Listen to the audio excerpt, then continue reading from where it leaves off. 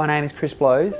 I'm a shark attack survivor, above knee amputee, adaptive surfer and keynote speaker.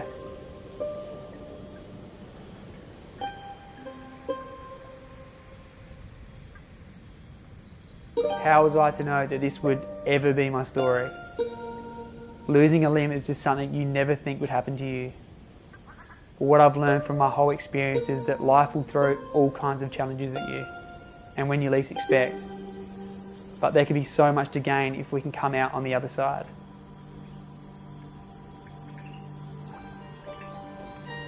It was close to 7.5 years ago that I laid in an induced coma surrounded by my family. On that night, my family received the worst possible news, that I had 10% chance of surviving that night and a 0% chance of waking up with no brain damage.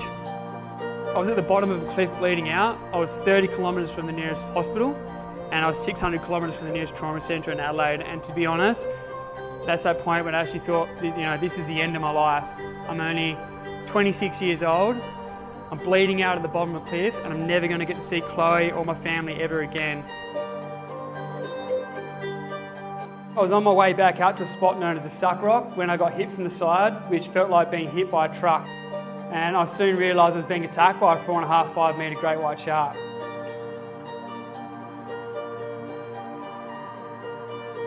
I would have got within about an arm's reach of Nick, and the boys just felt this surge of water. I felt this surge of water, and it was the shark coming behind me again for the second time.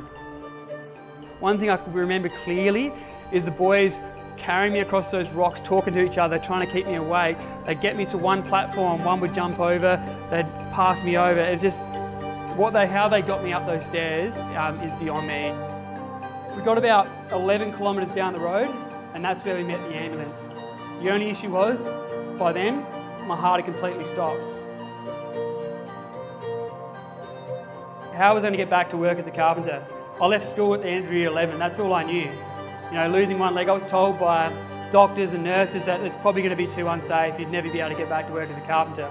But I think it was only 3 months later, 4 months later, I was up on the roof, probably doing things I shouldn't have, but if I wasn't prepared to step outside of my comfort zone and try new things, I wouldn't have known that I was actually capable of this. Surfing now is hard, but not surfing would be harder. Sometimes I fall off more than I stand up, but at the end of the day, I know how lucky I am to still do it. Life is unpredictable, but what I have learnt from my whole experience is that through trauma and struggle, there is growth and learning. Through failure and setbacks, there is growth and learning. But these challenges serve a purpose in each and every one of our journeys.